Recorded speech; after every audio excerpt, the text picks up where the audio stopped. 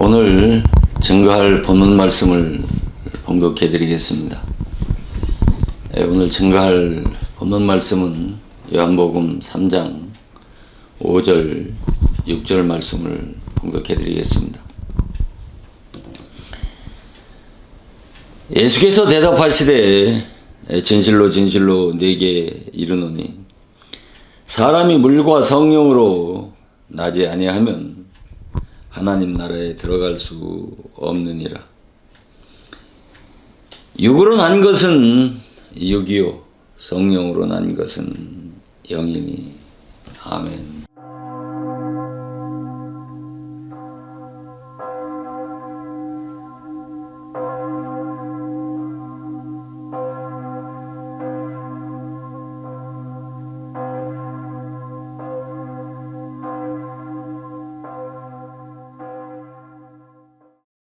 오늘 이 시간도 전 시간에 말씀을 드린 바와 같이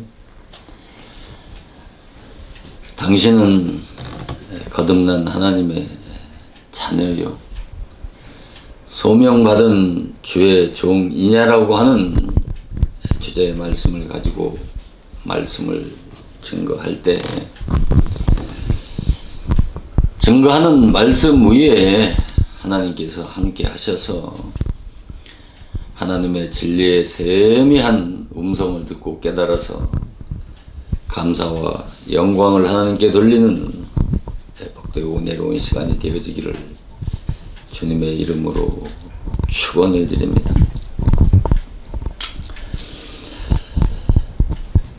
성경을 모르면 성경만큼 쉬운 것이 없다고 생각할 수 있겠습니다만은, 그러나 또한 성경처럼 어려운 것이 없는 것입니다. 이 말은 또한 무슨 말이냐면, 성경을 깊이 알면 알수록 하나님의 그 심오한 진리의 깊이를 측량할 수가 없다는 말인 것입니다. 그래서 조나단 그 에드워드가 바로 고백한 그와 같이 성경의 진리의 지식은 뭐라 했습니까? 밑이 없는 갱도와 같다고 말씀한 것과 같이 이 말은 성경의 그 깊이가 얼마나 깊다고 말씀하는 것 아니겠습니까? 그래서 대중적인 그런 설교자들의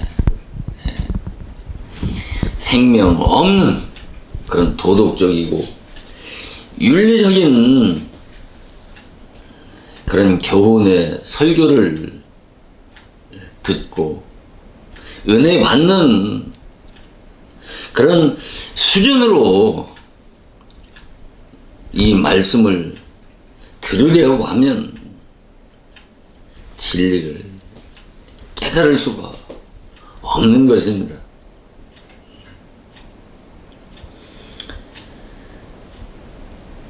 교훈의 설교라고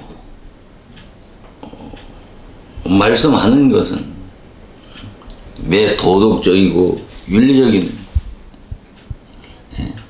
교훈의 설교, 이 도덕적인 윤리적인 교훈의 설교는 바로 대중적 설교자들의 메시지인데, 이 대중적 설교자들은 바로 율법의 사명자들이 전하는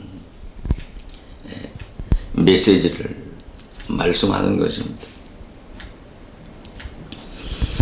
그래서 이 교훈이라고 하는 것은 헬라어로 디다스 칼리아인데, 이 디다스 칼리아는 디다스 칼로스에서 유래된 단어인데, 그 뜻이 바로 어린 아이 선생이라는 뜻입니다. 그러니까 어린 아이들을 가리키는, 그 어린아이 선생이 가리키는 그 말씀, 그 메시지가 바로 교훈의 말씀이라고 하는 것이죠. 이 교훈의 메시지, 이 교훈의 말씀을 바로 다른 말로 기독교의 초보인 젖이라고 하는 것입니다. 이 말을, 기독교의 초보인 젖을 다른 말로 이 세상 초등 학문이라고 하는 것이고, 바로 이 세상 초등 학문이 바로 율법 교훈의 젖이라고 하는 것입니다. 그 율법 교훈의 젖을 전하는 종이 바로 율법의 종이고, 그 율법의 종 밑에서 그 율법 교훈의 젖을 먹는 자들을 성경은 어린 아이들이라고 하고, 그것을 어린 아이들이 먹는 양식이라고 그렇게 말씀을 하는 것입니다. 그러나 마태복음 15장의 9절에서 뭐라 말씀하고 있느냐면, 사람의 계명으로 교훈 삼아 가르치니 나를 헛되이 경배하는도다. 마태는 이 기독교의 초보인 율법 교훈의 젖을 사람의 계명이라고 이렇게 말씀하고 있는 것입니다. 마태는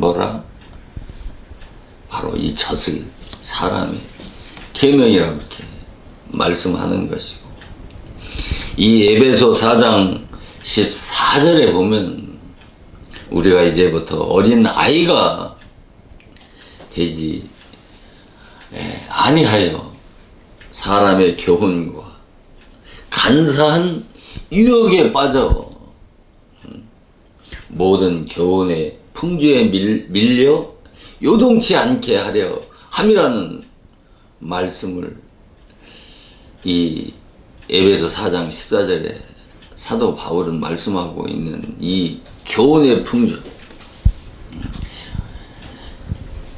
마태는 사람의 계명이라고 말씀을 하고 있고, 그러니까 사람의 계명을 교훈을 삼아 가르친다는 것이죠.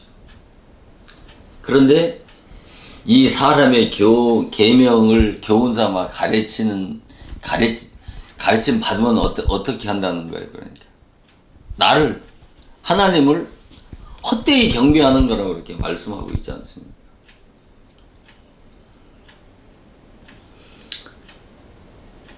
그러나 에베소 4장 14절에서 사도 바울은 이 사람의 계명을, 사도 바울은 모든 교훈의 풍조라고 말씀하고 있지 않습니까? 이 교훈의 풍조가 뭐라 그러는 거예요? 우리가 이제부터 어린아이가 되지 아니한다고 하면서, 그러니까 모든 교훈의 풍조가 뭐라고 그랬어요? 젖은 누가 먹는 거예요? 어린 아이들이 먹잖아요.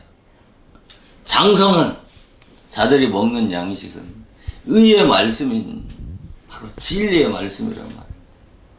율법의 말씀이 아니고 진리의 말씀이란 말이에요. 그래서 이 율법의 말씀과 진리의 말씀을 분별하는 것입니다.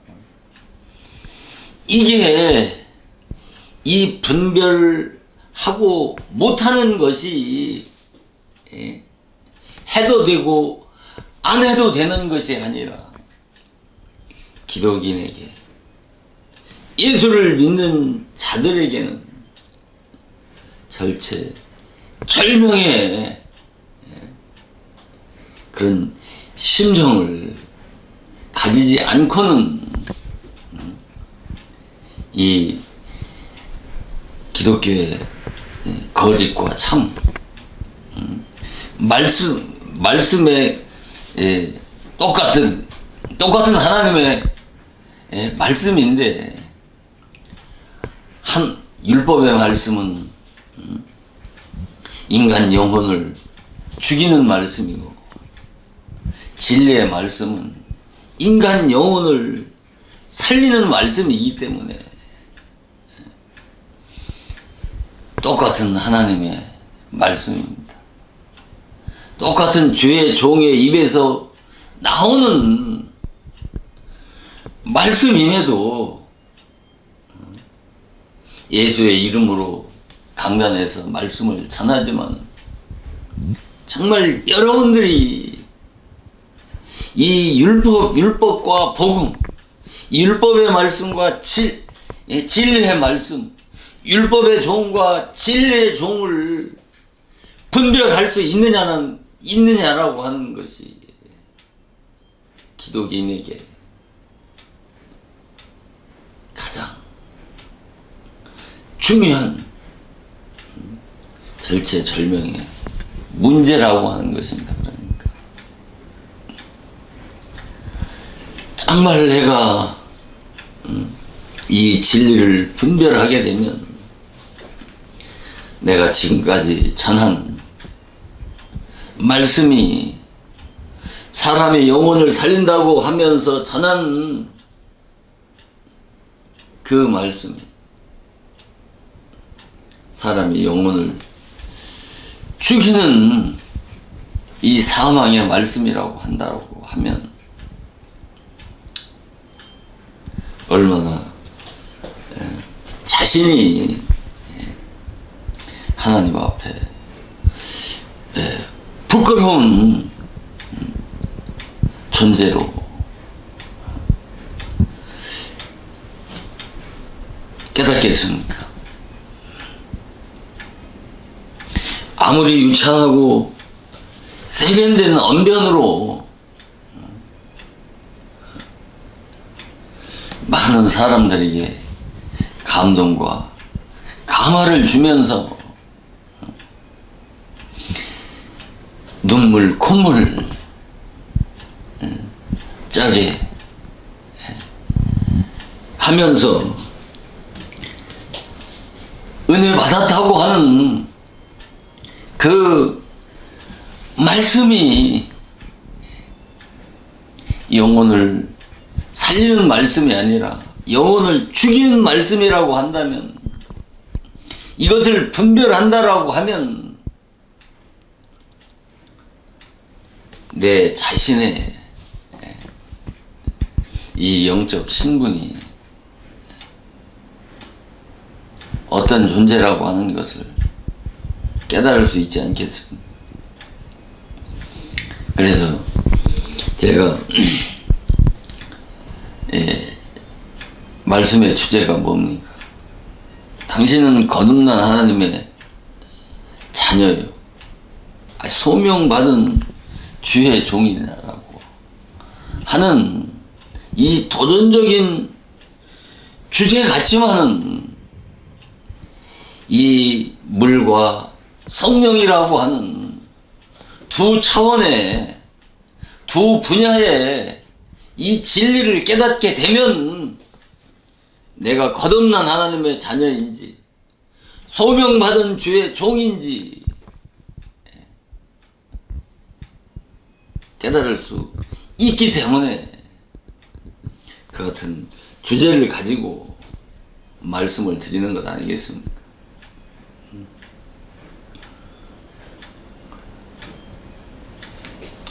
그래서 에베소 4장 14절에서 말씀하는 것과 같이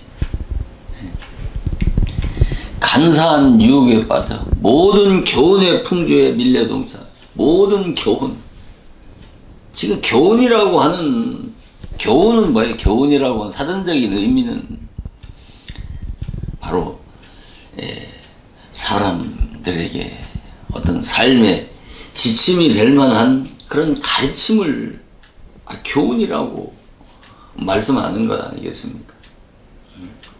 그러니까 육신에게는 육신의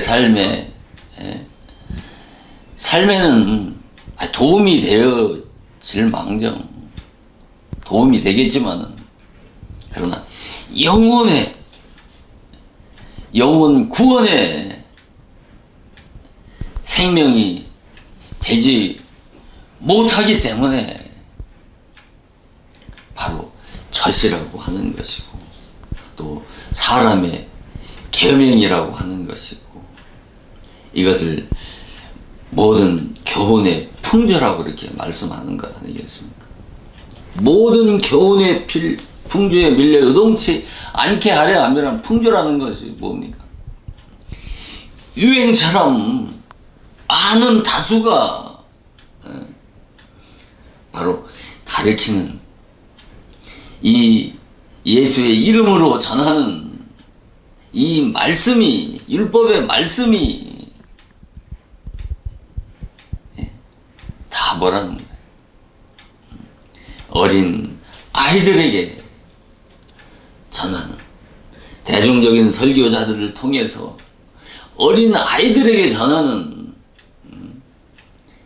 바로 율법의 말씀을 전한다는 말씀 아니겠습니까?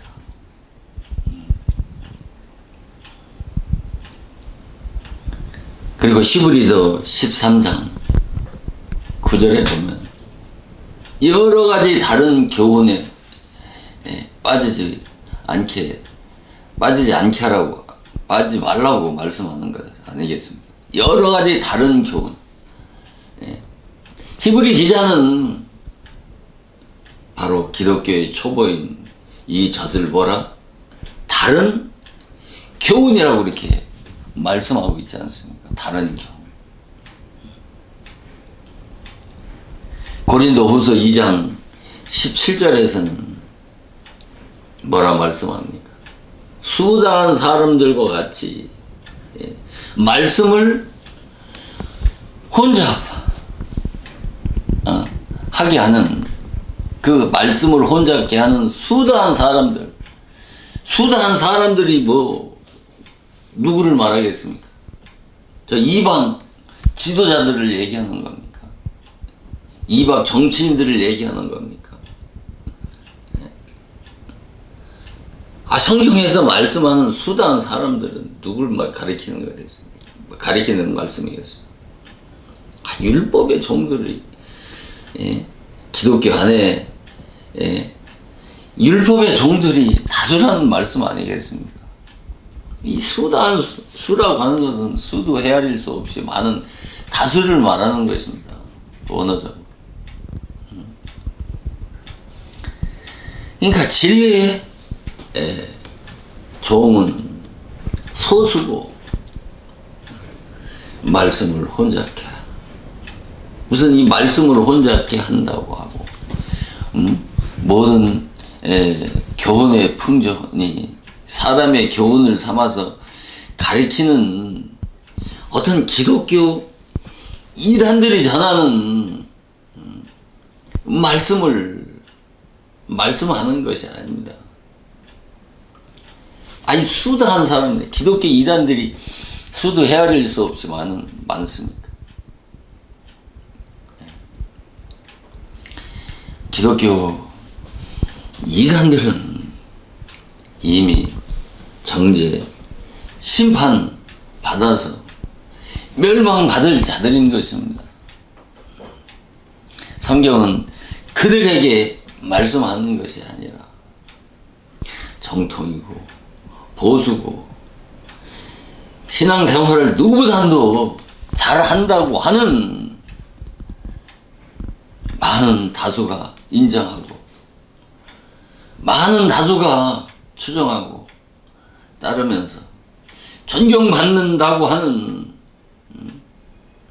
기독교계 유명한 지도자들 가운데 그들을 향해서 수다한 사람들이라고 말씀하는 것이고, 이들이 말씀을 혼잡게 한다고 이렇게 말씀하고 있는 것입니다. 그러면서 갈라디아서 1장 6절에는 뭐라고 합니까? 다른 복음을 쫓는 것을 이상히 여기노라 그렇게 말씀하고 있지 않습니까?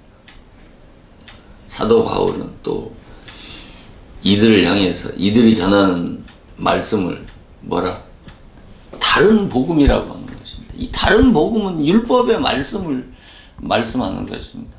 율법의 종들이 전하는 그 율법의 말씀을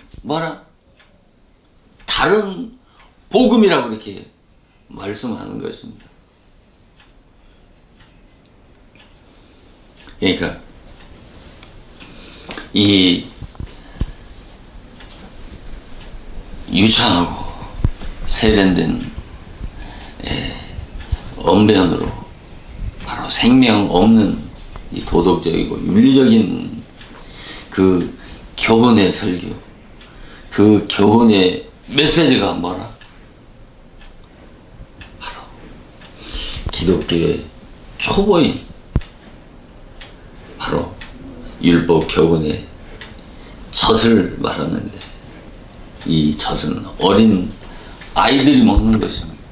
거듭나지 않은 육신에 속한 자들이 먹는 양식이 이 젖인데, 이것을 사도 바울은 이 세상 초등학문이라고 말씀하고 있는 것입니다. 이 세상 초등학문이라고 하니까 무슨 세상 학문을 말씀하는 줄 그렇게 알고 있습니다만, 세상 학문을 얘기하는 것이 아니고, 이 세상 초등학문은 바로 기독교 거듭나지 못한 자들에게 먹이는 그 율법의 종들이 전하는 그 율법의 말씀, 그 율법 교훈의 젖, 그 율법 메시지를 바로 기독교의 초보인 젖이라고 하는 것이고, 그래서 마태는 이것을 사람의 계명이라고 말씀하는 것이고, 에베소 4장 14절에서는 뭐라? 다른 교훈이라고 이렇게 말씀하는 것 아니겠습니까? 그리고 히브리서 13장 9절에는 또 다른 교훈이라고 하고, 에베소 4장 14절에서는 모든 교훈의 풍조라고 이렇게 말씀하는 것이고, 마태는 사람의 계명이네. 또 고린도후서 2장 17절에서는 바로 말씀을 혼잡게 하는 자들이라고 이렇게 말씀을 하고 있고, 또 갈라디아 1장 6절에서는 이것을 뭐라? 다른 복음이라고 말씀하고 있는 것입니다. 문자적으로 보면 다르지만 내용적으로 보면 다 뭐예요? 교훈 삼아 가리키는 그 말씀들이 다 뭐예요? 다 똑같이 다 일맥상통하는 말씀이란 말입니다. 그러니까 그래서 우리가 진리는, 이 진리의 말씀은 누가 필요로 하겠습니까? 진리는 아무에게 주어지는 것이 아닙니다. 누구에게 주어지냐면 바로 이 목마른 자에게 필요한 것입니다. 목마른 영혼에게 필요한 것이 진리란 말입니다. 이 목이 말라서 어느 정도 되냐면 이 죽을 지경까지 다다른 자라야 이런 심령에게, 이런 영혼에게 주어졌을 때 그 진리가 바로 꿀송이 같이 달게 하나님의 음성으로 받아들이지만은, 그렇지 않은 자들에게는 이 진리의 말씀을 전하게 되면 그 마음 안에서 이 반발감만 올라와서 불평, 불만만 토로하게 되기 때문에 진리의 말씀을 하나님의 음성으로 들리지도 않고 하나님의 음성으로 받아들이지 않은 것입니다. 그래서 이 진리의 목마른 이 영혼을 또 성경은 뭐라 합니까? 이런 심령을 가난한 자라고 하는 것입니다. 심령이 가난한 자가 복이 있다고 그러지 않습니까? 이 심령이 가난하다는 말이 뭡니까? 바로 이 심령이 가난한 자는 의에 줄이고 목마른 심령인 것입니다. 의에 줄이고 목마른 영혼인 것입니다. 의에 줄이고 목마른 영혼을 누구를 지칭해서 목마른 가난한 심령이니 의에 줄이고 목마르다는 것이 무엇입니까?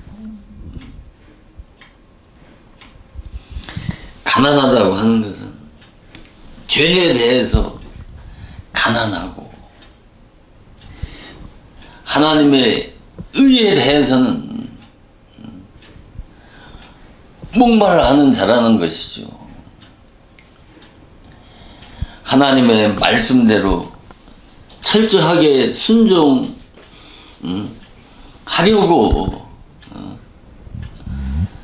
애쓰고 힘쓰게 되면 인간은 그 하나님의 말씀대로 순종하고 살 수 없는 존재이기 때문에 하나님의 말씀대로 하나님의 그 높은 그 수준에 다다르지 못하기 때문에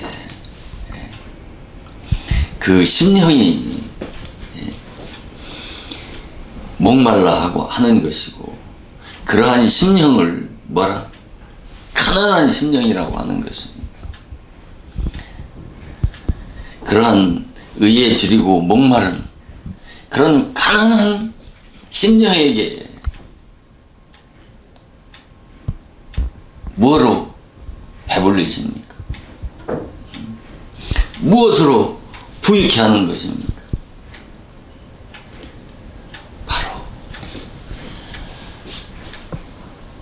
하나님 여기 성령으로, 그런 심령에게 성령을 보내어 주셔서 성령으로 부유케 하시는 것입니다. 모든 것의 주인이 되신 바로 성령이시고 하나님이시고, 그 예수님이 우리 안에 오시게 되면 영적으로 부유한 자가 되는 것입니다. 그 영적으로 부유한 자가 되기까지 바로 율법을 통해서 심령이 가난해야 되고 의에 줄이고 목마른 영혼이 돼야, 목마른 심령이 돼야 그리스도를 간절히 사모하고 찾는 자에게 성령을 보내어 주셔서 거듭나서 하나님의 자녀가 되어지는 것입니다. 그래서 예수님이 물과 성령으로 거듭나야 된다라고 그렇게 말씀을 하신 것입니다. 그러니까 이 물의 진리 안에서 내 심령이 의에 줄이고 목마른 데까지 성장하고 자라야 그 다음에 그리스도 안에 있는 그 진리의 복음으로 거듭나는 것입니다. 바로 성령을 보내어 주셔야 거듭나서 하나님의 자녀가 되어질 수 있기 때문에 예수님은 뭐라? 물과 성령으로 거듭나야 된다고 그렇게 말씀을 하신 것입니다. 그러니까 그래서 전 시간에도 말씀을 드린 것 같이 이 마태복음 3장 아니 요한복음 3장 5절에서는 뭐라?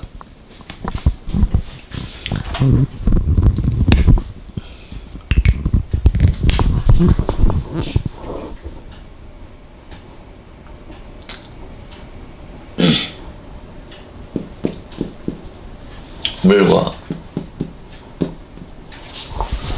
성령으로 거듭나야 하나님의 나라에 들어갈 수 있다고 요한복음 3장 5절에 5절에 이렇게 말씀하시는 것 아니겠습니까? 물과 성령. 그래서 이 물과 성령은 이 성격적으로 전혀 다른 그런 상반된 이 물과 성령 서로 다른 어떤 그런 상반된 관계 아래 있지만 이 물과 성령은 서로 또한 그 연속성을 지닌 어떤 공존 관계에 있다고 하는 것을 잘 이해하고 깨달아야 하나님의 구원, 경륜, 섭리에 심오한 진리를 깨달을 수 있는 것입니다. 창세전부터 예정하신 하나님의 구원, 경륜, 섭리에 심오한 비밀을 깨달을 수 있단 말입니다. 그러니까 이 물과 성령의 두 분야인 이 하나님의 구원의 두 단계인 이 물과 성령을 진리로 깨닫게 바로 이 물과 성령에 관련된 성경의 수많은 말씀이 그 일맥 상통하는 그런 관계 아래 있다고 하는 것을 깨달을 수가 있는 것이란 말입니다. 그러니까. 그래서 전 시간에도 말씀을 드린 바와 같이 이 마태복음 3장 11절에 보면 나는 너희로 회개케 하기 위하여 물로 세례를 주거니와 내 뒤에 오시는 이는 나보다 능력이 많으시니 나는 그의 신을 들기도 감당치 못하겠노라. 그는 성령과 불로 세례를 주신다고 이렇게 말씀하지 않습니까? 그래서 마태복음 3장 11절 말씀을 통해서 보면은 바로 이 요한복음 3장 5절 말씀에서 말씀하는 이 물이 무엇을 말씀하시고 계신지에 대한 그 핵심, 키워드가 되는 아주 중요한 구절이 이 마태복음 3장 11절 말씀인 것입니다. 그래서 이 물이 뭐라고 그랬습니까? 이 마태복음 3장 11절에서 보면 이 물은 뭐라? 물세례라고 하는 거예요. 물세례. 물세례고 바로 이 성령은 마태 기자는 바로 성령 세례라고 이렇게 말씀하는 것 아니겠습니까? 마태복음 3장 11절에서 물이 뭐라? 물세례라고 성령이 바로 성령 세례를 말씀하는 거예요. 그러니까 반드시 이 물에 첫째 구원의 1차 영역인 이 물의 단계를 거쳐야 이 성령으로 거듭날 수 있단 말입니다. 이 말은 이 물세례를 통과해야 바로 성령 세례로 거듭날 수 있단 말입니다. 그러니까. 그래서 이 물세례는 또 뭐라 그랬습니까? 이 물세례는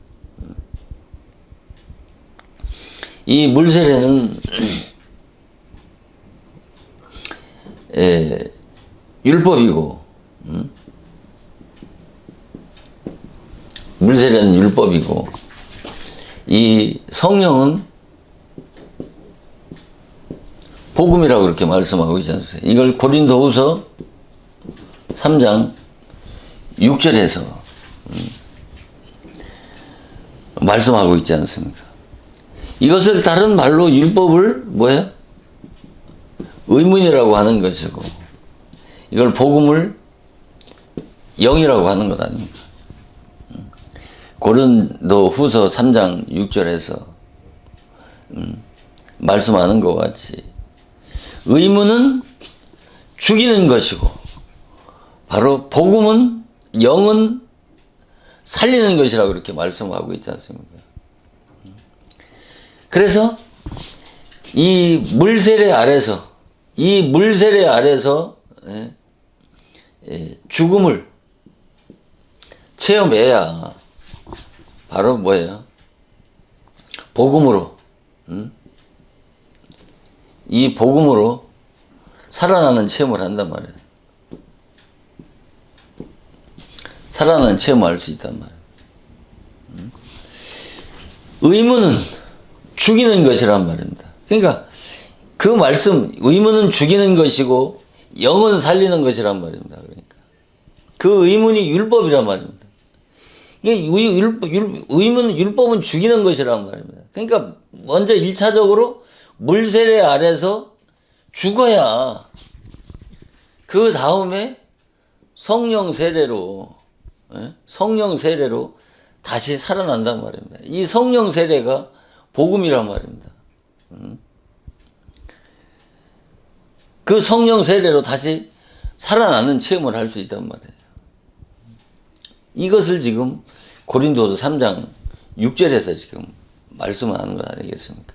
성경에서 말씀하는 이 물과 성령, 예수님이 말씀하신 이 물과 성령을 통해서 성경에서 말씀한 그 수많은 말씀들 가운데 이 내용적으로 이 물과 성령에 대해서 내용적으로 이 진리로 깨닫게 되면 바로 이 물과 이 성령이 서로 일맥상통하는 관계 속에 있다고 하는 것을 깨달을 수 있다고 하는 말씀을 지금 말씀을 드리는 것입니다. 그러니까 그래서 또 지금 이 물에 대해서 지금 물과 성령에 대해서 말씀을 하는데, 이 물이 물세례고 또 이것을 율법이고 의문이고, 이것을 또 죽음을 의미한단 말입니다. 왜 죽음을 의미하냐면 바로 물세례 아래서 죽어야 바로 복음으로 거듭날 수 있고 성령 세례를 받을 수 있기 때문에 바로 이 물세례 아래서 죽어야 된다고 이렇게 말씀을 하는 것입니다. 그리고 이것은 또 모세는 창세기 2장 9절에서 선악을 알게 하는 나무 실과인 바로 선악과와 바로 생명나무 실과인 바로 이 생명과라고 이렇게 말씀하는 것입니다. 선악과가 뭐라고 그랬습니까?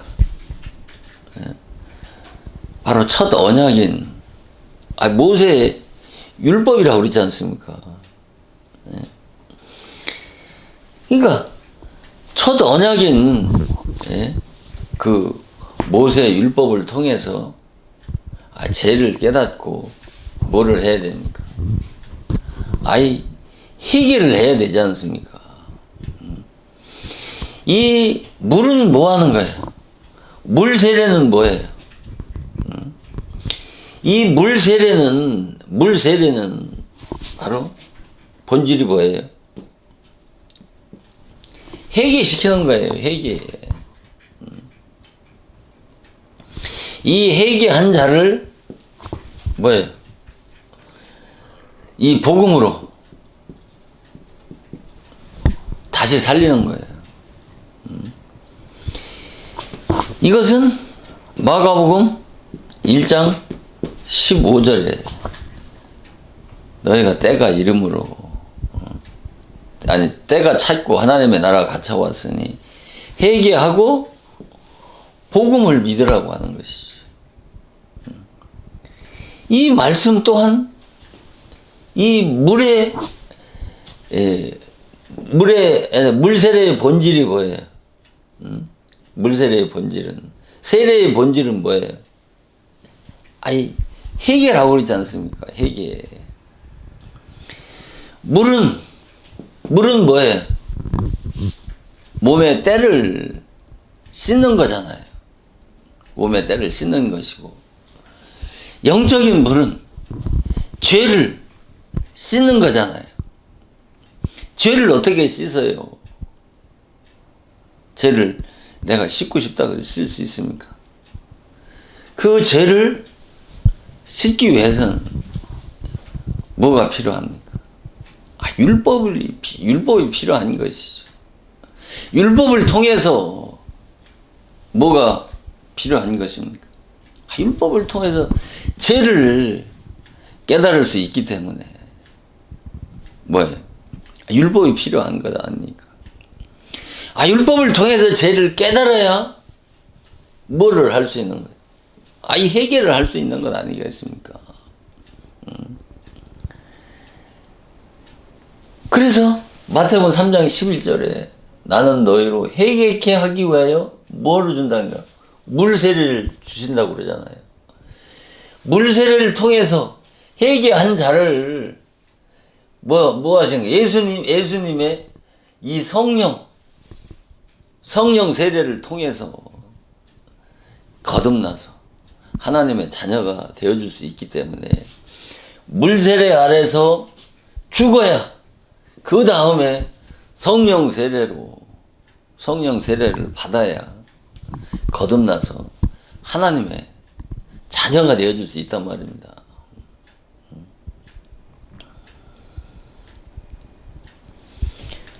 그래서 먼저 이 물을 통해서 뭐를 하는 거예요? 회개를 하고 성령인 복음으로 거듭날 수 있단 말이에요. 반드시 회개를 해야 먼저 그 다음에 회개한 자를 복음으로 거듭나게 한단 말입니다. 단순히 회개라고 하는 것은 죄를 뉘우치게 하기 위해서 내가 뉘우쳐서 하나님 앞에 용서를 구하면 죄를 용서해주고 제사함 받는 게 아니라 회개의 궁극적인 목적은 뭐겠습니까? 바로 회개를 해야 내가 어떤 죄인인지를 깨달을 수 있지 않겠습니까? 내가 어떤 죄인인지를 깨달아야 내가 어떤 죄인인지를 깨달아야 내가 그리스도를 찾을 수 있지 않겠습니까? 그리스도를 찾아야, 그리스도를 사모해야 그러한 심령에게, 그런 심령이 아까 말씀드린 그런 것처럼 영적으로 가난한 자고 의에 줄이고 목마른 영혼이라는 말입니다. 그 영혼에게 뭐를 보내주시는 거예요? 성령을 보내주시는 것이랍니다. 그 성령이 뭐예요? 복음이라고 하는 거예요. 그러니까 먼저 이 해결을 해야 되는 거예요. 해결을 하는 목적이 뭐예요? 그리스도를 찾고 사모하게 하는 것입니다. 그러니까 내가 어떤 죄인 줄 알아야, 내가 어떤 죄인 줄 알아야 그 죄로부터 쳐 죽일 죄인이 살 수 있는 길을 찾지 않겠습니까? 내가 죄인 줄 알아야 그때서 비로소 인간은 살 길을 찾게 되어지는 것입니다. 그러니까 사도 바울은 또 디도서 3장 5절에서 이 중생의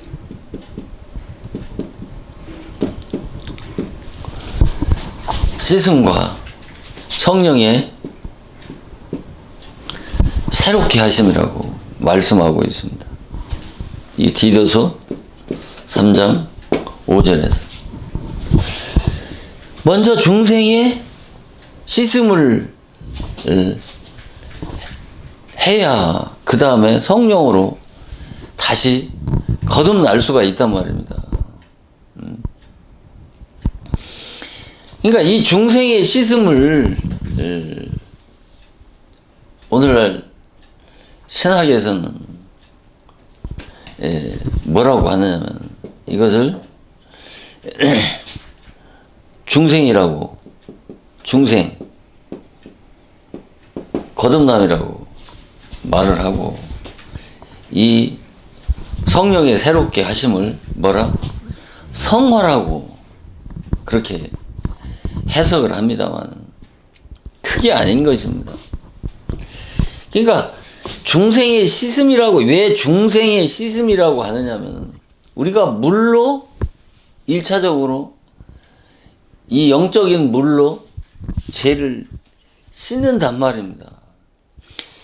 이 영적인 물로 죄를 씻는다는 말은 무엇을 말하겠습니까? 예? 왜 중생의 씻음이라고 하느냐면은 바로 죄로 죽은 그 양심이, 죄로 죽은 양심이 회복되어지는 것을 말하는 거예요. 그러니까 우리가 영적인 물로 그러니까 물은 씻는 것인데 이 영적인 물은 죄를 씻는 것인데 그 죄를 어떻게 씻는다고 그랬습니까? 바로 율법을 통해서 죄를 깨닫고 회개하게 되면 뭐야? 인간의 죄로 죽은 양심이 어떻게? 죄가 죽은 양심이 밝아진단 말입니다. 회복되어진단 말입니다. 그것을 회복되어지면 어떻게 해요? 인간이 담배 피던 사람이 담배도 끊고 술 마시던 사람이 술도 끊는단 말입니다. 이렇게 되다 보니까 어떻게 해요? 사람이 그 행실이 좀 고쳐지는 것을 가지고 고쳐지기 때문에 이것을 그것도 중생의 시즌 1차적인 중생이라고 하는 거예요. 여기서 말하는 성령으로 거듭나는 중생하고는 중생의 시즌과는 다르단 말입니다. 죄로 죽은 죄 때문에 인간의 죄를 짓게 되면 어떻게 해요? 양심은 점점 무뎌져 가지고 죄책감과 죄의식도 느끼지 못하는 그런 죽은 양심이 된단 말입니다. 이 죽은 양심이 물로, 영적인 물로 죄를 씻게 되면 어떻게 해요? 그 죄로 죽은 양심이 밝아지고 회복되어지는 것을 중생의 씻음이라고 하는 것이란 말이에요. 왜 중생의 씻음이에요? 이 회개만 하게 돼도 어떻게 해요? 그 행실이 고쳐지겠습니까? 안 고쳐지겠습니까? 그 못돼 먹은 죄만 짓고 살던 그 못돼 먹은 행실이 좀 고쳐지기 때문에 이것을 중생의 씻음이라고 한단 말입니다. 이 중생의 씻음은 십자가의 세례로 전 시간에 말씀드린 것 같잖아요. 십자가의 세례로 옛사람과 죄의 몸이 그리스도와 함께 죽는 그 영적인 세례와는 전혀 다른 것이란 말입니다. 그래서 이 물의 단계인 이 중생의 씻음이라고 이렇게 말씀을 하는 것입니다. 이 중생의 씻음을 과정을 거쳐야 성령으로 새롭게 되어지는 것을 기독교의 거듭남이라고 하는 것입니다. 성화를 말씀하는 것 아니에요. 성화는 거듭나면 자동으로 이렇게 살라 저렇게 살라 하지 않아도 자동으로 성화는 자동으로 되어지는 것입니다. 율법 아래서 인간의 노력과 애씀으로 성화가 되는 것이 아니라, 자, 우리가 사과 나무에서 뭐가 열립니까? 사과가 열리지 않습니까? 사과 나무에서 배를 아무리 열리라고 아무리 강단에서 외쳐봐야 사과 나무에서 배가 열릴 수가 없는 것입니다. 사과 나무가 돼야 거기서 사과가 열리는 것입니다. 이와 같은 원리로 이해하면 좀 이해가 가지 않습니까? 그리고 우리가 또 뭐가 있냐면 중생의 씻음과 성령의 새롭게 하심과 그 다음에는 우리가 하나님께 대한 회개, 하나님께 대한 회개와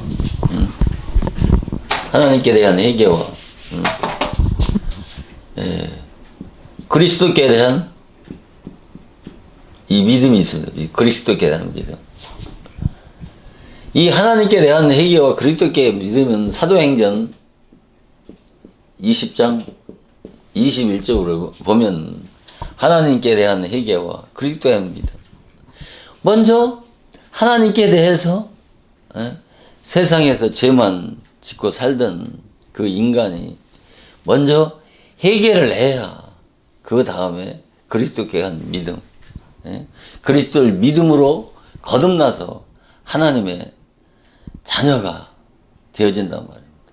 그러니까 예수님이 물과 성령으로 거듭나야 하나님의 나라에 들어갈 수 있다고 하는 말씀이나 사도행전 20장 21절에서 하나님께 대한 회개와 그리스도를 믿음으로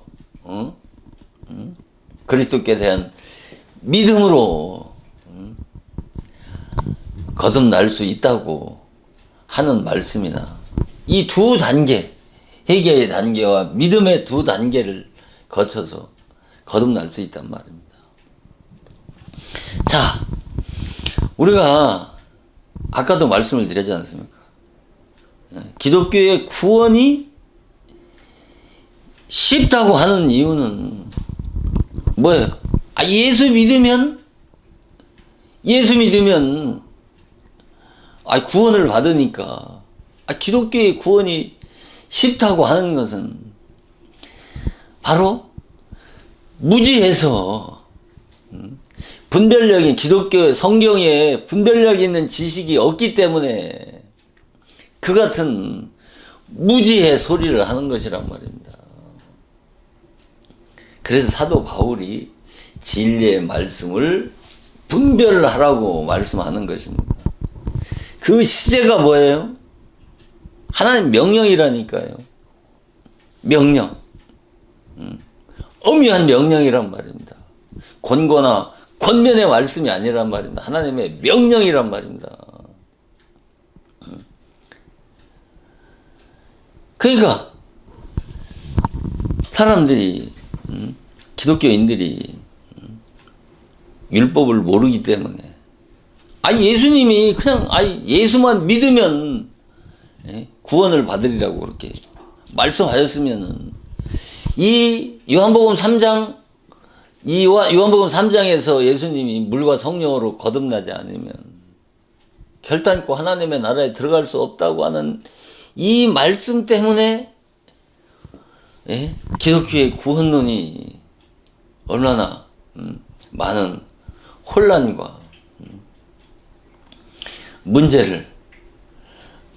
많은 문제를 가지고 기독교의 난제 중에 난제가 되는 말씀이 바로 요한복음 3장 5절에 이 물 때문이란 말입니다. 성령으로 거듭난다고든가 믿음으로 거듭난다고든가 예수를 믿으면 구원을 받는다든가 이렇게 말씀하셨으면 별 문제가 없는데 물과 성령으로 거듭나야 된다고 그러잖아요. 어떻게? 예수님이 왜 물과 성령으로 거듭나야 하나님의 나라에 들어갈 수 있다고 말씀하신 것에 대해서 여러 시간 말씀을 드렸으니까 관심 있게 귀 기울인 분들이라면 좀 이해가 가지 않겠습니까? 예수만 믿으면 구원을 받는다고 이렇게 말씀하셨으면 별반 어려운 문제가 없는데 오늘의 교회에서 얘기하는 것처럼 교회 강단에서 지도자들이 얘기하는 것처럼 예수만 믿으면 구원을 받는다고. 전도 하러 세상에 나가서 예수 믿으라고 전도하게 되면 예수만 믿으면 천국 간다고 얘기해야지. 예수님처럼 물과 성령으로 거듭나야 하나님의 나라에 들어간다고 그렇게 전도하는 사람이 있습니까?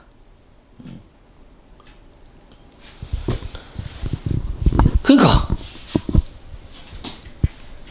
제가 말씀을 드리잖아요. 왜 물로만이 아니라 기독교의 구원은 전 시간에도 말씀드리잖아요. 기독교의 구원은 뭐라고 그랬어요? 기독교의 구원은 예수를 믿으면 구원을 받는다고 하는 것은 그를 부정하는 게 아니고 그것은 기독교의 불변의 진리죠. 그런데 성경은 그렇게 말씀하고 있습니까? 성령으로만 거듭난다고 그랬습니까? 반드시 물과 성령으로 거듭나야 하나님의 나라에 들어갈 수 있다고 그렇게 말씀하고 있지 않습니까? 마찬가지로 아까 말씀드린 것처럼 그 같은 무지의 말을 하는 것은 뭐예요? 율법을 모르기 때문에 그런 것이란 말입니다. 기독교의 구원의 본질은 성령이기 때문에 물은 중요한 것이 아니라고 말하는 그런 혹자들의 말을 그런 미혹에 빠지면 안 된다니까요. 기독교의 율법이 어렵다. 율법을 모르기 때문에 기독교의 구원이 쉽다고 말하는 것입니다. 율법을 깨닫게 되는 이와 같이 이 물의 단계를 진리로 깨닫게 되면 바로 뭐예요? 기독교의 구원은 이 성령으로만이 아니라 이 물과 성령의 두 단계를 반드시 거치고 통과하지 않으면 절대로 거듭날 수 없고, 거듭나지 못하면 결탄코 하나님의 나라에 들어갈 수가 없는 것이란 말입니다. 자, 한번 우리가 보죠.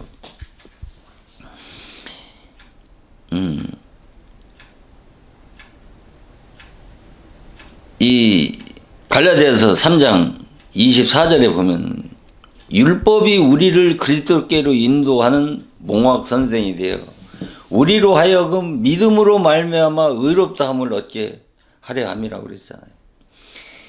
율법과 복음, 율법이 뭐라고 해요? 그리스도께로 인도한단 말이야. 그리스도께로 인도하기 때문에 율법을 통해서 그리스도께로 나오게 해가지고 우리로 하여금 그 다음에 뭐야? 믿음으로, 예수를 믿음으로 말미암아 의롭다함을 받는단 말입니다. 거듭난단 말입니다. 중생한단 말입니다. 그러니까 요 한 구절에 봐도 뭐예요? 믿음으로만 구원을 받는 것이 아니라 전제가 뭐예요? 율법이 전제가 돼야 되는 거예요. 그 율법이 뭐예요? 물의 역사라니까요. 그게 물세례라니까요. 이 물세례가 뭐예요? 율법이란 말입니다. 그것이 죽음이고, 그것이 선악과고, 그것이 회개고, 그것이 중생의 씻음이라니까요. 여러분, 이게 제가 성경을 자의적으로 해석하는 겁니까? 자의적인 해석이라고 하는 것은 신학적으로 고상한 말이고, 좀 세상적이고 육신적인 말로 표현한다면 성경을 갈기 찢어 말린다고 그렇게 표현할 수 있지 않습니까? 이거를 분별하고 깨닫지 못하면 성경을 제 멋대로 갈기 찢어 말린다고 그렇게 표현할 수 있는 거예요. 그런 걸 뭐라고 그래요? 성경을 자의적인 해석이라고. 네? 어떤 목사가 왜 성경을 그따위로 자의 해석하느냐고 비난하고 정죄를 합니다만 모르니까 그런 거예요. 아니, 자기들이 성경을 자의적으로 해석하고 성경을 찢어 말리는 것이지, 이게 이렇게 말씀을 전하는 것이 성경을 자의적으로 해석하는 겁니까?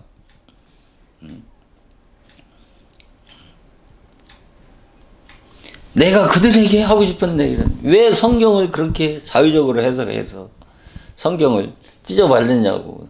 난 그렇게 반문하고 싶은 것입니다. 모르기 때문에 그런 거예요.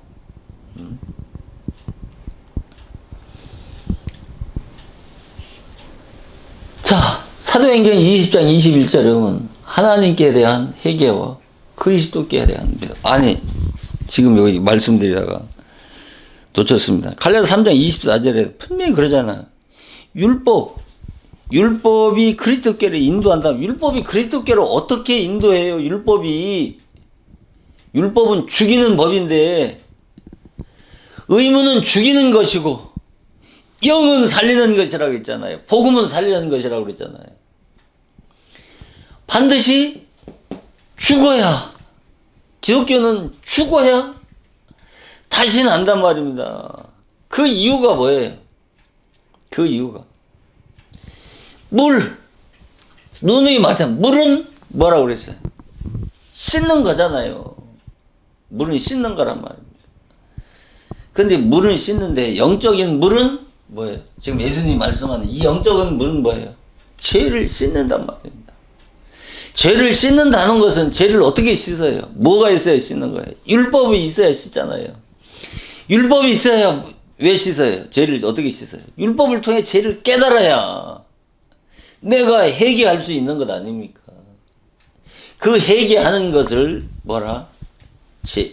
영적인 물이 죄를 씻는다고 그렇게 말씀하는 거예요.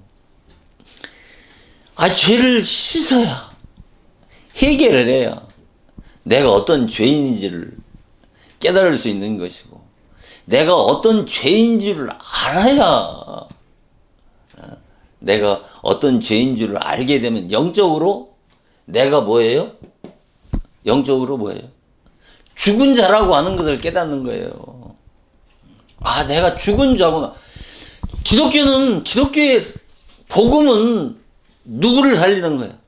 죽은 자를 살리는데 바로 이 물, 율법 아래에서 죽은 자를 살리는 거예요.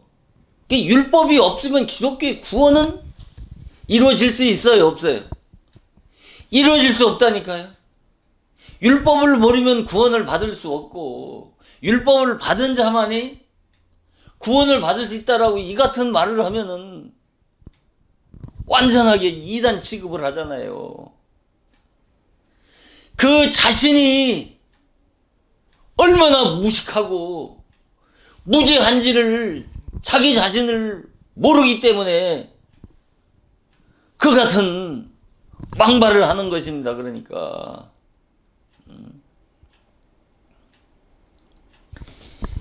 제가요 머리가 좋은 사람이 아니에요. 저같이 머리 나쁜 사람이 없다니까요. 이것은 겸손하려고 하는 게 아니라니까요. 겸손하려고. 이런 말씀을 내가 자의적으로 이것을 꾸며서 이렇게 설교하려고 해도 내 자의적으로 내 머리로 이렇게 하려고 해도 이렇게 할 수 있는 주제의 머리도 안 된다니까요. 제가 저는 그걸 인정한다니까요. 머리가 얼마나 나쁜 사람인지. 이성적인 머리로 이걸 짜깁기 해가지고 이렇게 만들려고 해도 할 수 있는 그런 잘난 머리가 아니라니까요. 세상 대중적 설교자들의 그 뛰어난 머리에 발뒤꿈치도 못 따라간다니까. 얼마나 똑똑하고 잘났습니까? 아는 것 많고.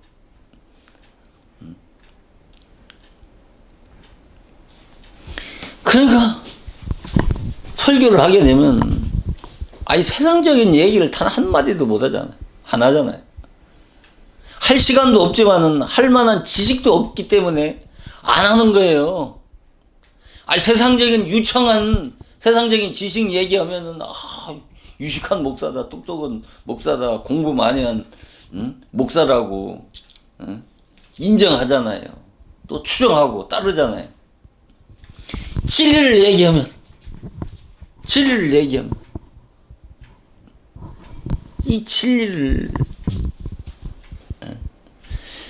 제가 설교하고 설교를 다시 듣지 않습니까? 제가 설교하는 소리를 듣고 은혜를 다시 받는 거예요. 은혜를 받고 때로는 눈물을 흘리면서 그 은혜에 감사해서 내 설교를 듣고 은혜를 받는 것은 뭐야? 이것을 내 설교라고 생각하지 않고 하나님의 음성으로 듣는 거예요. 그러니까 은혜를 받는 거예요. 왜? 진리의 맛을 알기 때문에. 이 말씀은 들어도 은혜되고 또 세상에 세상의 소리는 2번 들으면 실증 나잖아요. 똑같은 소리 2번 들어와 봐요. 실증 나가지고 듣기 싫지. 왜? 오감을 통해서 듣는 들려오는 이 감정에 들려오는 소리는, 감정은 수시로 변하잖아요. 순간순간 변하고. 감정을 믿을 수 있어요? 수시로 그 환경에 따라 수시로 변하는 뭐 감정을. 근데 하나님의 말씀은, 진리는 인간의 감성에 호소하는 것이 아니라 뭐예요? 인간 영혼에 비춰지는 생명의 진리의 말씀이기 때문에 그 말씀은 듣게 되면, 들으면 들을수록 더 깊이 깨달아진다니까. 진리의 전 시간에 말씀드리잖아요. 어린 아이들이 먹는 젖은 대세금질이 필요 없다고 그러잖아. 이로 씻을 필요가 없다고 그러잖아. 없다고 그러잖아. 아니, 대세금질 없이 씹지 않은 음식이, 식물이, 양식이 뭐예요? 그 맛을 압니까?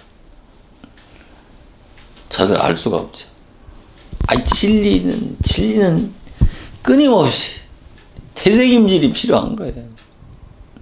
예? 되새김질이 필요하다는 것은 듣고 또 들어도, 듣고 또 들어도 그 진리의 양식은, 진리의 그 맛은 항상 은혜가 되어지는 거예요. 그것이 도덕적이고 윤리적인, 예? 아무리 세련되고 유창한 언변으로 사람들의 마음을, 감동을 주고 감화를 주고 눈물 콧물을 뺀다고 할지라도, 예?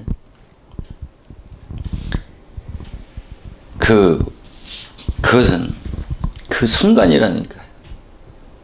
영원할 수가 없다니까. 그러니까 진리를 깨닫게 되면 그 깨달을 때 그것은 지워지지가 않는다니까요. 이 마음에 새겨진다니까.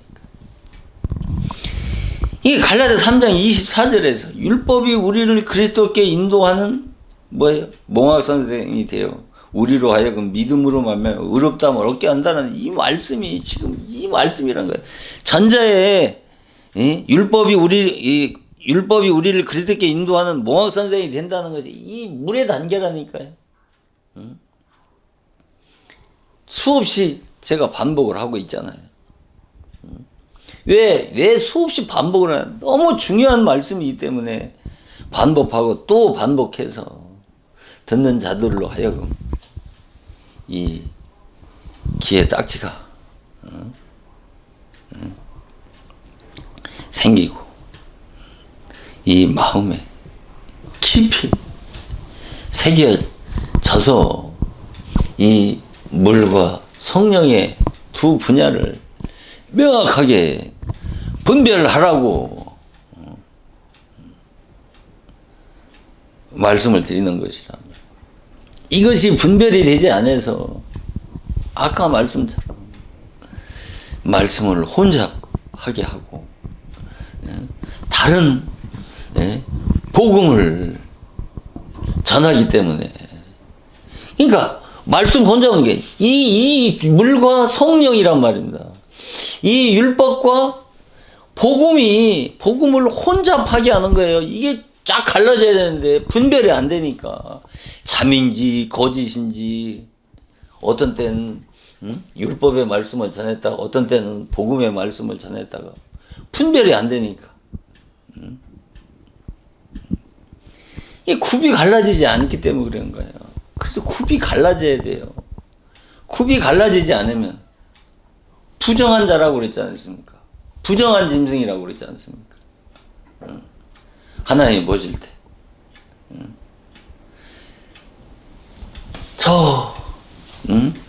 굽이 갈라지지 않은 짐승을 먹지 말라는 것이 아니라 그건 부정한 짐승이라니까 그 먹지 말라고 하는 것이 아니라 제가 아는 지인이 뭐야? 예. 낙지는 뭐야? 비닐이 없잖아요. 비닐이 없는 예? 것을 먹지 말라고 하니까 그걸 먹지 않으려고 그렇게 무진 애를 쓰더라고요. 아니 우리가 그러니까 저 안식일교회 같은 데서는 돼지를 먹지 않지 않습니까? 돼지고기는 소고기만 먹지. 왜? 굽이는 갈라졌는데 돼지는 굽이 갈라졌잖아요. 그런데 뭐예요? 되새김질을 하지 못하잖아요. 그러니까 돼지고기를 먹지 않는 거예요. 이거 보고 뭐라 그래요? 그거 보고 율법신앙이라고 하는 거예요. 율법신앙. 예, 율법신앙.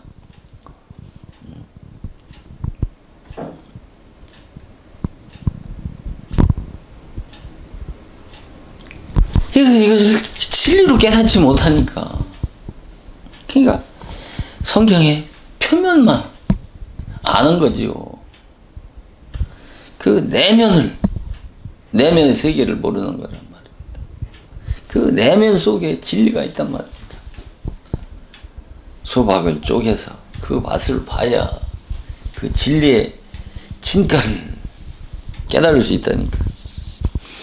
이게 로마서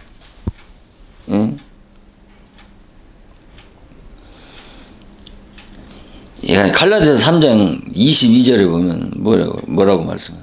그러나 성경이 모든 것을 제 아래 가두었나니 이는 예수 그리스도를 믿음으로 말미암아 약속을 믿는 자에게 주려 함이라.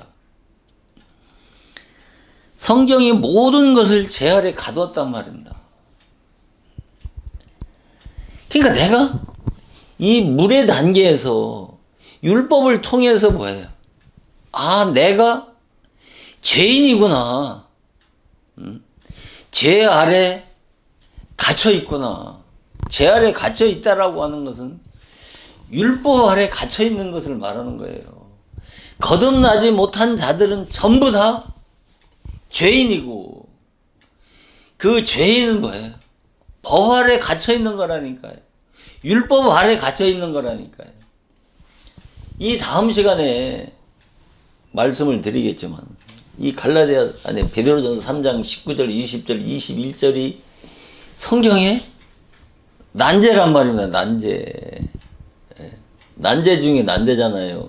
이 물과 성령이 풀어지면 이 난제가 풀어진다니까요. 기독교 2000년 동안 수많은 논쟁과 이견이 많았던 기독교의 난제 중에 난제 말씀이 베드로전서 3장 19절에서 20절 말씀이란 말입니다. 이 말씀을 풀기 위해서는 이 베드로전서 3장 19절에서 21절 말씀을 풀기 위해서는 바로 이 죽은 자가 누군지, 무덤이 누군지, 옥이 무엇인지,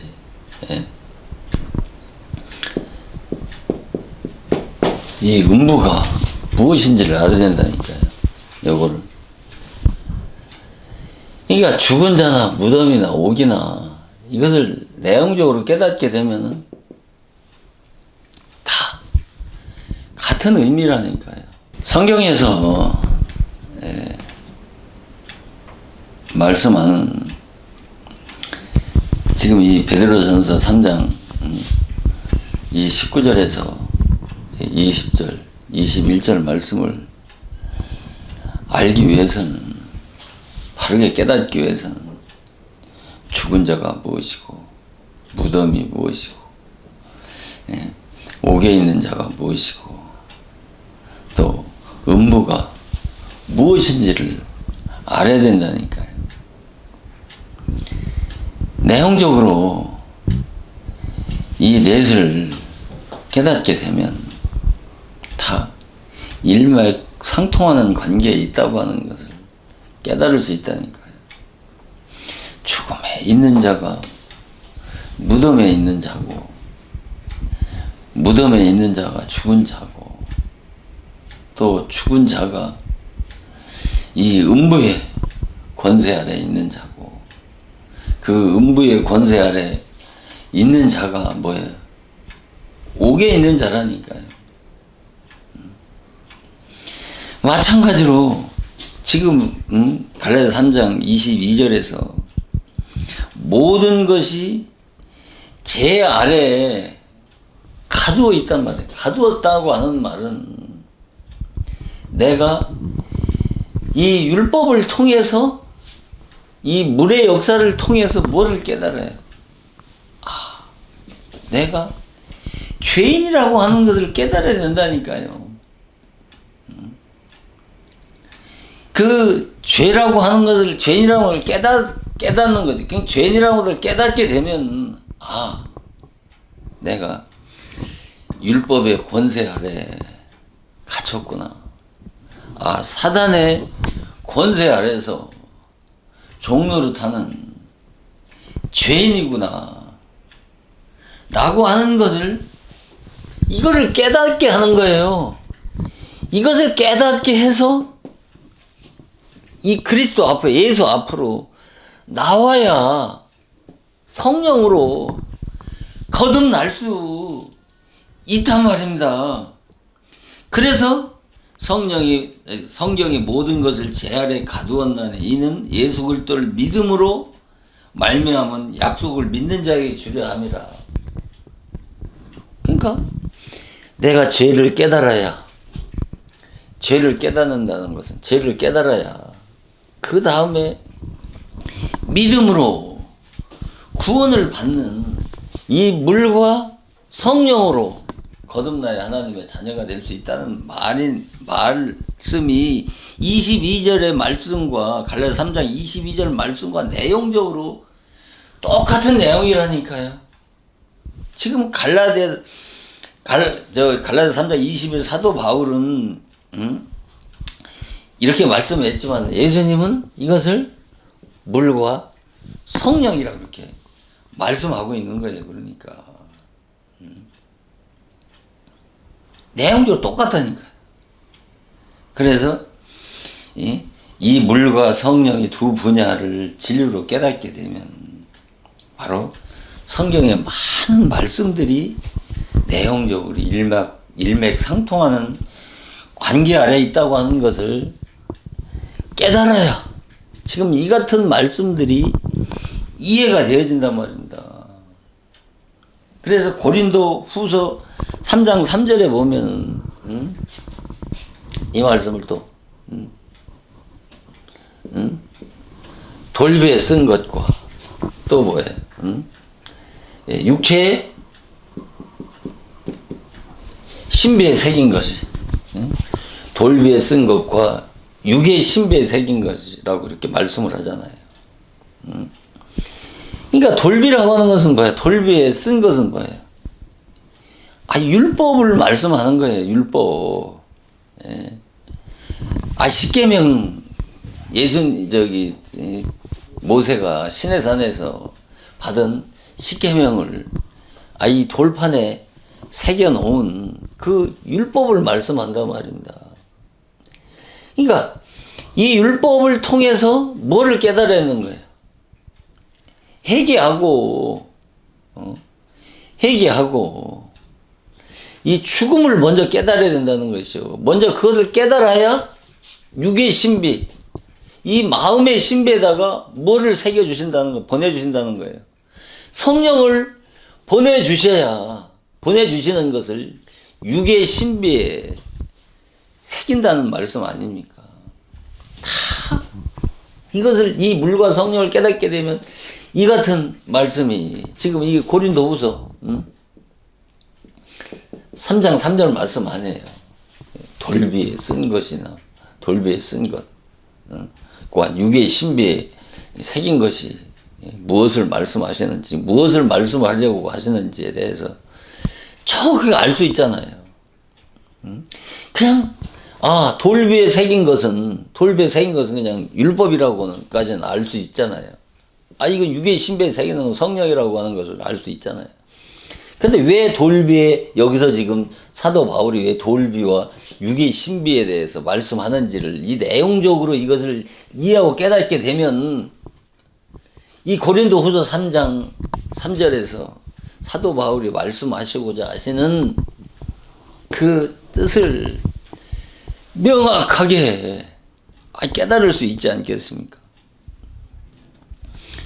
그러면 또 멸망으로 인도하는 문은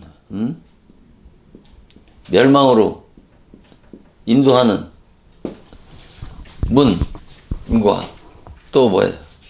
생명으로 인도하는 문, 생명으로 인도하는 문, 멸망으로, 이건 마태복음 7장 13, 14절의 말씀, 멸망으로 인도하는 문과 생명으로 인도하는 이 말씀은 바로 이 물의 역사 아래, 이 물의 역사 아래에 머무르게 되면, 이 말은 뭐예요? 선악과만 먹고 뭐예요? 죄를 깨닫고 회개만 하고 그것으로 족하게 하고 만족하고 복음을 거부하고 받아들이지 않으면 그 자는 멸망으로 인도하는 문으로 들어가는 거예요. 멸망으로 인도하는 문이 어떻다고 그랬어요? 넓다라고 그러잖아요. 그러니까 멸망으로 인도하는 문으로 가는 자들은 뭐예요? 소수예요, 다수예요? 다수잖아요. 그런데 생명으로 인도하는 문은 뭐예요? 왜 생명으로 인도하는 문은 좁은 문이에요? 이 단계를 거치지 않으면 이 단계에는 들어갈 수 없기 때문에 좁은 문이라고 하는 거예요. 그러니까 선악과만 먹고 생명과를 먹지 못하면 거듭날 수가 없는 거예요. 물로 죄를 씻고 회개만 한 것으로 만족하게 되면 성령으로 거듭날 수 없기 때문에 반드시 물과 성령으로 거듭나야 된다라고 말씀하셨기 때문에 이 1차적인 단계를 거치는 문이 뭐예요? 멸망으로 인도하는 문이라고 말씀하는 것이고, 바로 2차 단계가, 구원의 2차 단계가 뭐예요? 생명으로 인도하는 문이라고 이렇게 말씀하는 거예요. 그러니까. 근데 이것은 마태복음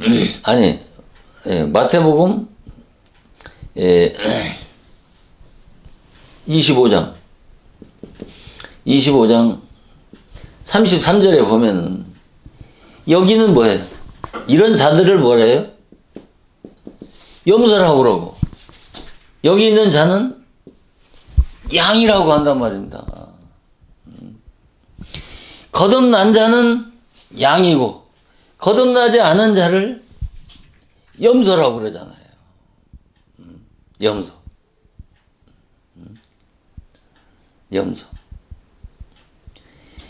이 염소는 뭐라고 그러는 거예요? 저주 받을 자고, 이 양은 뭐예요? 축복받을 자라고 그렇게 말씀하잖아요. 축복받을 자. 그런데 잠언서 3장 16절에 보면 여기에는 부귀가 있고 여기에는 장수가 있다고 그렇게 말씀하잖아요. 잠언서 3장 16절에 부귀가 있고 여기에는 장수가 있단 말이에요. 그러니까 여기에는 뭐가 따르는 거예요? 그러니까 예수의 이름으로 회개하고 회개하게 되면, 여기에 회개하게 되면 따르는 것이 뭡니까? 뜨거운 열심이 따르잖아요. 뜨거운 열심을 가지고 하나님을 위해서 충성, 봉사, 헌신 하게 되면 따르는 게 뭐예요? 뭘 줘요? 세상적인 복을 준다니까요. 세상적인 눈에 보이는 물질적인 축복을 준다니까요. 여기가 누가 주는 거예요? 응? 이게 누가 주는 거예요? 율법의 주관자가 주는 거라니까요. 율법의 주관자가 누구예요? 사단이고 마귀라니까요. 여기는 예수 그리스도는 누구예요? 여기는 하나님이 주시는 거라니까요. 자, 여기는 눈에 보이는 것을 주는 것이고, 그리고 여기 있는 자들은 눈에 보이는 것을 추종하고 따른다니까요.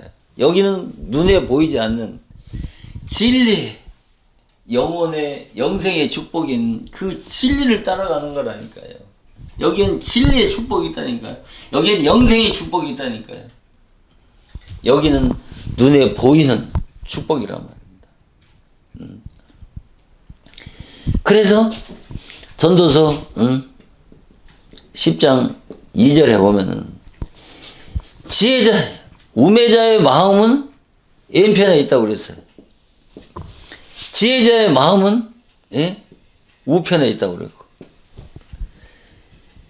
이게 그래서 십자가의 도는 이 좌와 우로 되어 있는 거예요. 좌와 우. 좌편은 율법이고 여기에는 사망이란 말이에요. 좌편은 율법이고 이쪽은 멸망이란 말이에요. 우편은 이쪽에는 복음이고 여기는 영생이 있단 말이에요. 우편이고 좌편. 이 좌편에 있는 자들은 누구예요? 좌편에 있는 자들.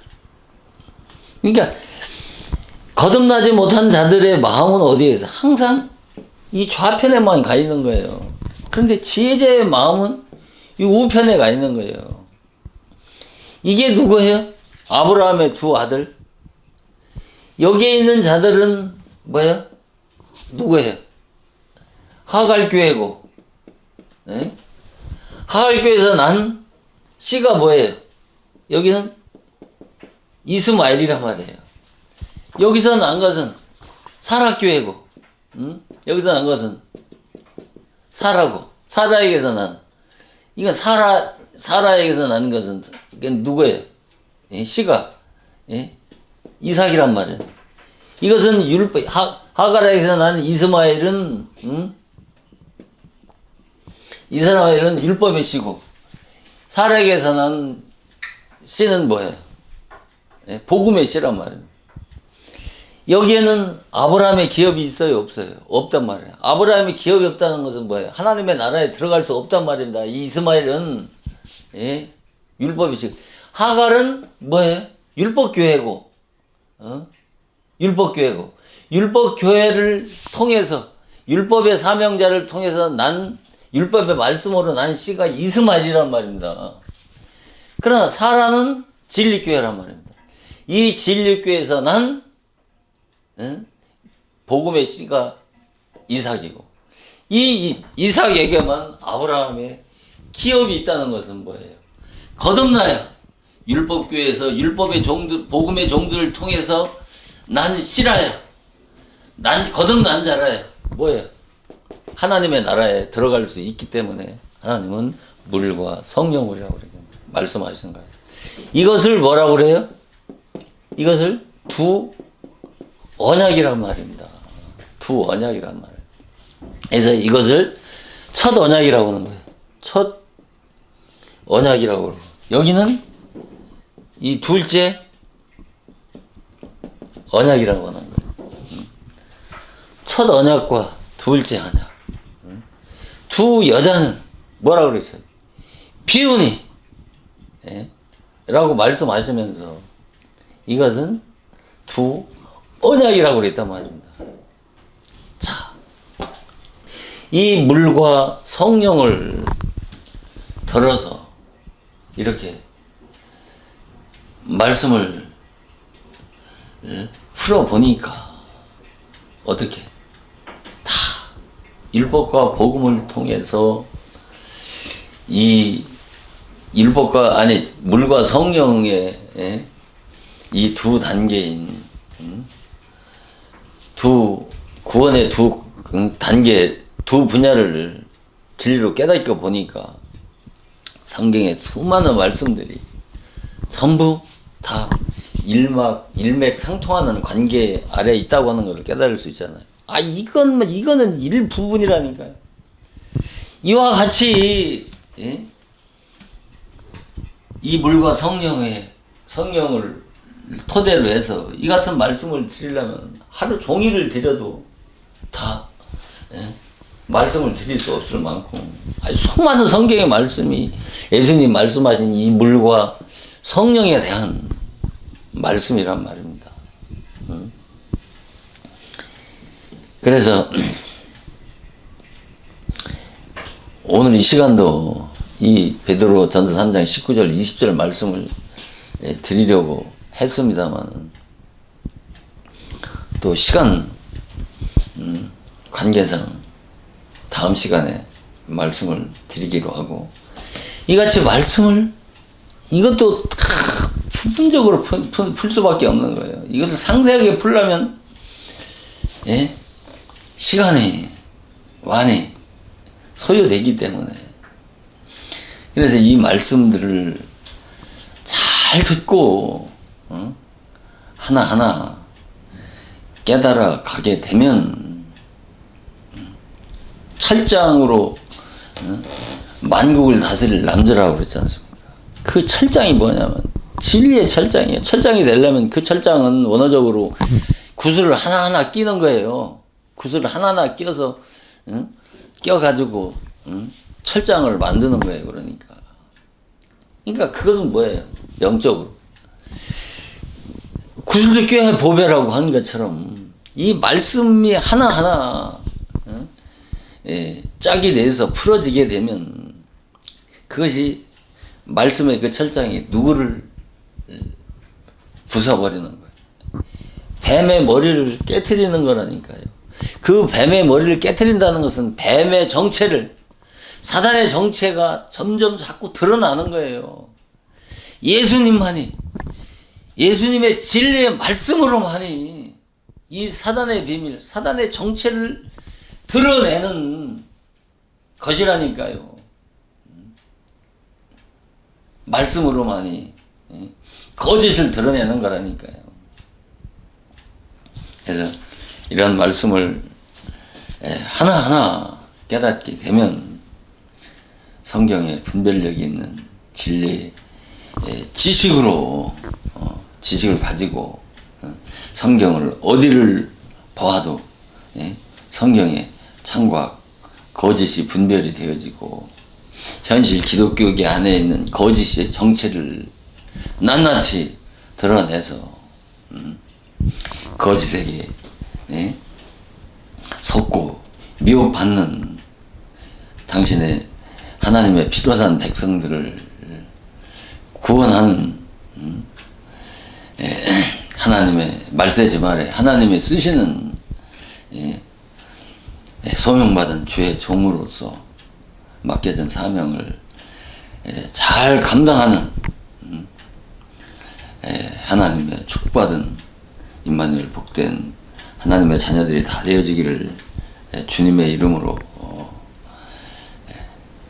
축원을 드리면서 오늘 말씀을 마치도록 하겠습니다. 잠깐 기도하시고 말씀을 마치도록 하겠습니다. 기도하시겠습니다.